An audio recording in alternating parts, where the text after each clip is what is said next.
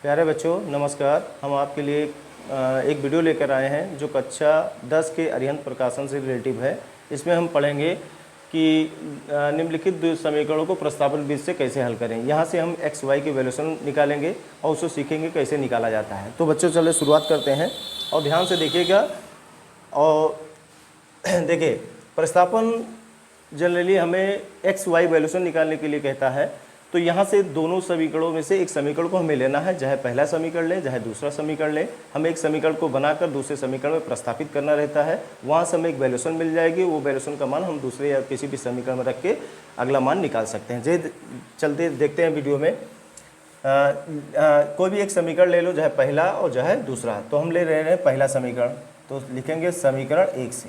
समीकरण एक से तो एक में क्या है भैया, आपका x प्लस वाई कुल कितना है, 8 है। अब यहाँ से क्या करेंगे बच्चों कि x या y का मान पक्षांतर करेंगे आपका। चाहे x का मान x को पक्षांतर कर दिए, चाहे y को पक्षांतर कर दीजिए। तो यहाँ से एक मान को पक्षांतर करेंगे तो हम y को पक्षांतर कर रहे हैं। x इक्वल कितना हो जाएगा, 8 माइनस वाई, क्योंकि ये प्लस है, इधर आकर माइनस हो जाएगा। तो ये आपका बन गया क्वेश्चन नंबर 3। अब यहाँ से क्या करेंगे बच्चों कि इसका मान कहाँ रखेंगे, समीकरण 2 में रख देंगे और वहाँ से हमें एक मान मिल जाएगा। तो चलिए रखते हैं, लिखेंगे समीकरण 3 से प्राप्त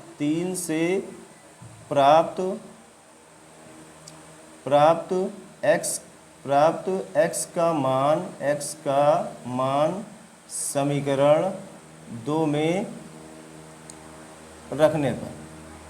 तो 2 वाला समीकरण आपका कौन सा है बच्चों, ये है आपका 2x माइनस 3y इक्वल 1। अब यहाँ से x के वैल्यूएशन कितना मिला बच्चों, 8 माइनस वाई मिला है। तो यहाँ रख देंगे x के स्थान पर 8 minus Y minus 3y equal कितना हो गया, 1। अब यहाँ 2 गुणे के रूप में है तो इन्हें गुणा करेंगे, ब्रैकेट खोल देंगे। तो 8 दूनी कितना होगा बच्चों, 16 minus 2y minus 3y equal 1। अब यहाँ से 2y और माइनस 3y दोनों माइनस में है, तो ये माइनस में क्या हो जाता है बच्चों, प्लस हो जाता है। तो यहाँ से प्लस कर देंगे, कितना बन जाएगा, 16 माइनस 5y इक्वल 1। तो 16 इधर प्लस है, इधर जाके क्या हो जाएगा, पक्षांतर होकर माइनस हो जाएगा। तो 5y equal 1 minus 16 minus 5y equal, अब 16 में से 1 घटेगा बच्चों, कितना बचेगा, क्योंकि 16 बड़ी संख्या है, इसके साथ माइनस लगा है, तो ये बच जाएगा -15। क्या बच जाएगा, -15। तो 5 ये कितना हो गया बच्चों, 15। y बराबर कितना आ गया आपका आंसर, 3। y का मान कितना मिल गया बच्चों, 3 मिल गया। अब हमें क्या निकालना है, x की वैल्यू निकालना है। तो y का मान कहाँ रख देंगे बच्चों, y का मान रख देंगे समीकरण 3 में। तो यहाँ से हम चलेंगे अगला स्टेप कि y का मान समीकरण 3 में रखने पर। तो अब समीकरण 3 ले लेंगे हम आपका।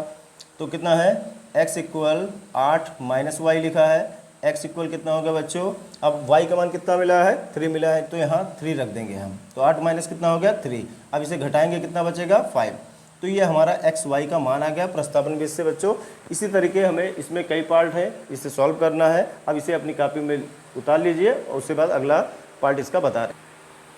चलो बच्चों, अगला इसी सवाल का अगला पार्ट है। 2 इक्वेशन इसमें भी दिया गया है। जैसे पिछले वाले सवाल में हमने देखा कि वहाँ से एक इक्वेशन लिया गया, हल किया गया, y का मान निकाला। उसी तरीके इसको भी सॉल्व करेंगे। इसमें भी कोई भी समीकरण ले, चाहे दूसरा ले लो चाहे पहला ले लो। तो यहाँ से भी x y का मान निकालेंगे। ये दूसरा पार्ट है आपका इक्वेशन फर्स्ट का दूसरा पार्ट है। तो यहाँ से हम ले रहे हैं, आपकी सेकंड वाला, पहले वाले में फर्स्ट वाला लिए थे, आपकी सेकंड वाला ले रहे हैं। तो लिखा जाएगा समीकरण 2 से। क्या लिखा जाएगा बच्चों, समीकरण 2 से। तो 2 वाला आपका बच्चों है 12x प्लस 8y इक्वल कितना है, 13 है। अब यहाँ से पिछले वाले सवाल में हमने एक मान को पक्षांतर किया था। अब यहाँ से भी एक मान को पक्षांतर करेंगे तो कितना हो जाएगा, 12x equal 30 minus 8y plus है, इधर आके क्या हो जाएगा, माइनस हो जाएगा। क्योंकि बच्चों x का मान जनरली अगर x का मान यहाँ बनाना है तो 12 जो संख्या दी गई इसे पक्षांतर करेंगे तो इधर गुणे के रूप में लिखा है, इधर जाके क्या हो जाएगा, बटे के रूप में हो जाएगा। 8y बटा कितना हो जाएगा, 12। ये क्वेश्चन कितना बच गया, तीसरा बन गया आपका। जैसे पहले सवाल में बना था सेम टू सेम उसी तरीके हम बनाएंगे अगले वाले सवाल में। तो यहाँ से समीकरण 3 का मान कहाँ रखेंगे बच्चों, समीकरण 2 में। तो लिखा जाएगा समीकरण 3 से प्राप्त x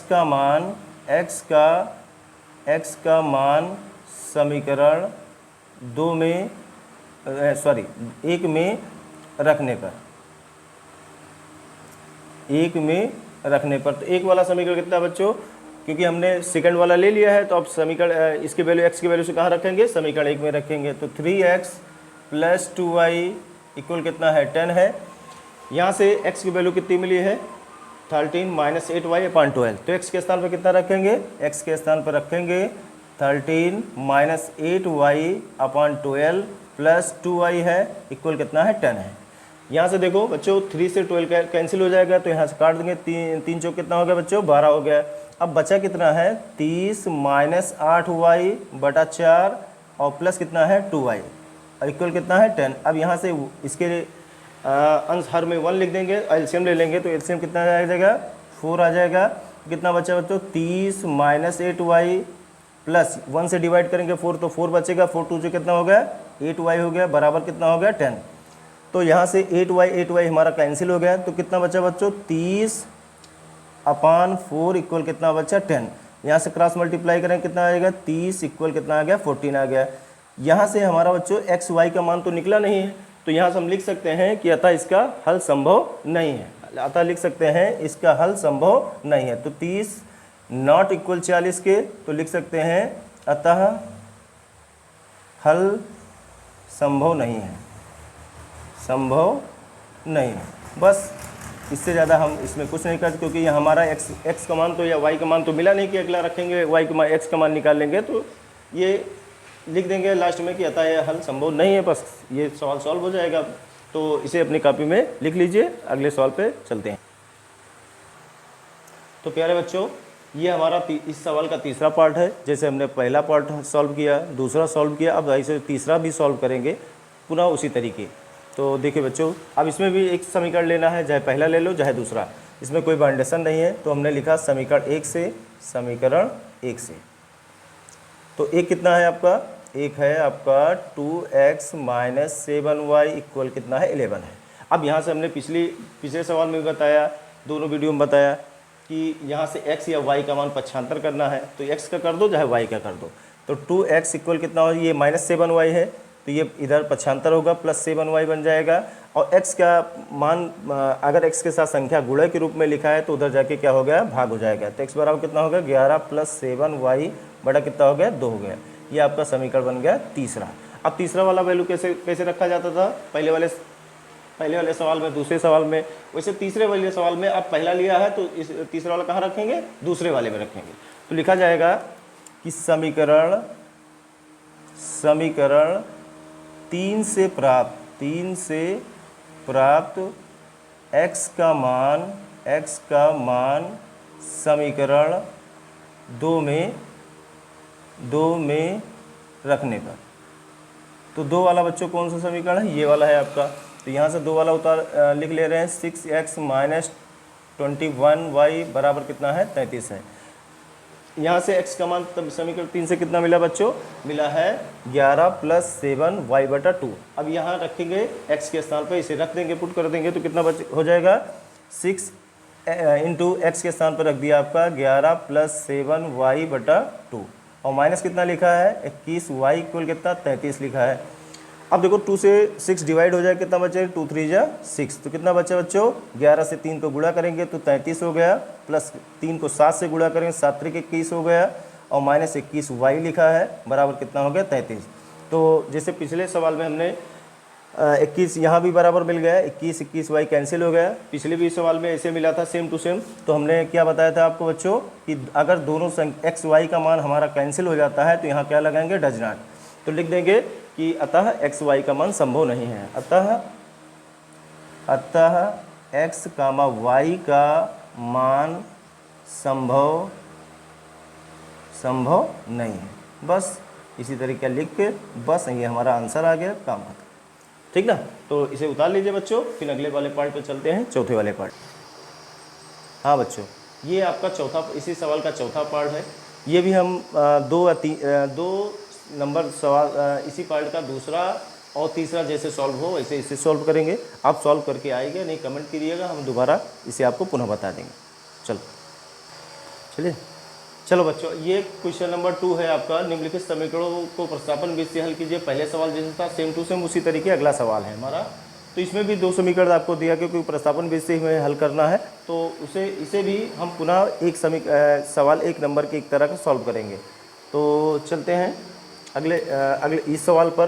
तो इसमें 2 समीकरण दिया गया है, इसमें से हम एक समीकरण चुनना है, चाहे पहला चुन ले चाहे दूसरा चुन ले। तो हम चुन रहे हैं समीकरण 1, तो लिखेंगे समीकरण 1 से। तो पहला समीकरण बच्चों है आपका है x माइनस वाई बराबर कितना है 2 है। अब यहाँ से बताया था हमने पहले वाले सवाल में 4 सवाल था, उसमें बताया था कि एक मान को आपको प्रक्षांतर करना है, या x को करेंगे या y का करेंगे, जिसको आपको समझ में आए वो ऐसा करिए, यानी x को करिए चाहे y को। तो x इक्वल कितना हो गया 2, y उधर जाके क्या हो जाएगा प्लस में हो जाएगी, ये आपका समीकरण बन जाएगा तीसरा। अब तीसरा तो बन गया, तो ये समीकरण कहाँ रखेंगे, ये x का मान हम रख देंगे समीकरण, क्योंकि पहला वाला समीकरण तीसरा बना है, तो तीसरा वाला कहाँ रखेंगे समीकरण 2 में। तो लिखेंगे समीकरण 3 से प्राप्त x का मान समीकरण 2 में रखने पर।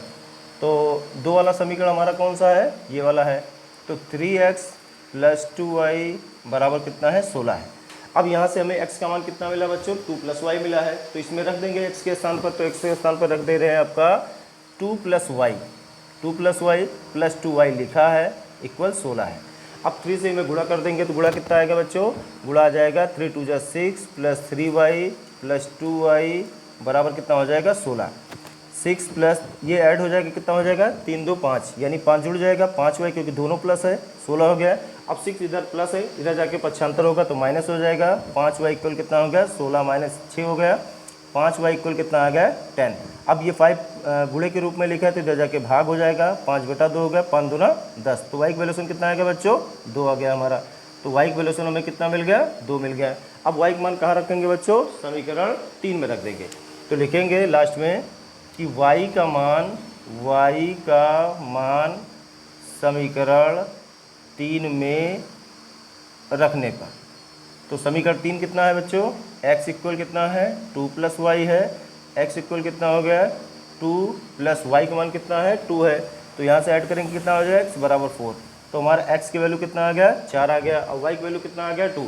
ये हमारा प्रतिस्थापन बेस से x y का मान आ गया। अब इसमें सेकंड वाले पार्ट पे चलते हैं, इसमें दूसरा नंबर है सवाल नंबर 2 में दूसरे पार्ट पे चलते हैं, सवाल नंबर 2 के दूसरे पार्ट पे। तो इसे अपनी कॉपी में नोट कर लीजिए। तो अगले वाले सवाल पे चलते हैं। तो बच्चों दूसरे नंबर का ये दूसरा सवाल है, इसे भी हमें प्रतिस्थापन बेस से सॉल्व करना है। तो जैसे पुराने सवाल में हमने पिछले वाले सवाल में पढ़ा कि समीकरण 1 समीकरण 2 के बारे में, तो दोनों में से एक समीकरण लेना है हमें। तो कोई इसमें भी कोई एक समीकरण ले लो और उसके बाद इसे सॉल्व करना है। देखिए तो हमने समीकरण की 2 ले रहे हैं, तो लिखा समीकरण 2 से तो कितना है x + 2y बराबर कितना है 3।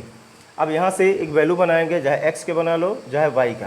तो x की वैल्यू या y के बनाना चाहो y के बना लो, तो 3 - 2y हो जाएगा। ये आपका बन गया कौन सा समीकरण, तीसरा समीकरण, क्योंकि पिछले वाले सवालों में इसी तरीके हमने सॉल्व किया है। तो x का मान कहाँ रख देंगे समीकरण 2 में, ठीक ना। तो लिखेंगे समीकरण 3 से प्राप्त x का मान समीकरण 2 में रखने पर। तो 2 वाला हमारा समीकरण कौन सा बच्चों, x + 2y कितना, x + 2y = 3 है, x + 2y + 3। तो कितना हो जाएगा x + 2y = कितना है 3। तो x का मान कितना मिला है 3 - 2y मिला है। तो यहाँ रख देंगे x के स्थान पर हम कितना रखेंगे 3 - 2y, और हमारा +2y लिखा है बराबर कितना हो गया 3 हो गया। तो यहाँ कितना बचा 3 - 2y + 2y बराबर कितना हो गया 3। तो y से y हमारा कैंसिल हो गया। इसी तरीके हमने पहले सवाल में सवाल मिला था कि यहाँ से x y वैल्यू से कैंसिल हो गया, तो इस सवाल में भी x y का मान कैंसिल हो गया। तो हमारा बचा कितना है 3 = 3 के। तो यहाँ लिख देंगे, नोट लगा देंगे। तो लिखेंगे अतः x y का मान संभव नहीं है। ठीक बच्चों, तो इस तरीके हमें लगाना है प्रतिस्थापन के द्वारा x y का मान निकालने के लिए। तो बच्चों इसे उतार लीजिए, और जो सवाल इस पार्ट का बचा है हम आपको होमवर्क के रूप में दे रहे हैं, आप घर पे लगाइएगा और नहीं आएगा तो बताइएगा, अगले वीडियो में हम आपको सॉल्व करके बताएंगे। धन्यवाद।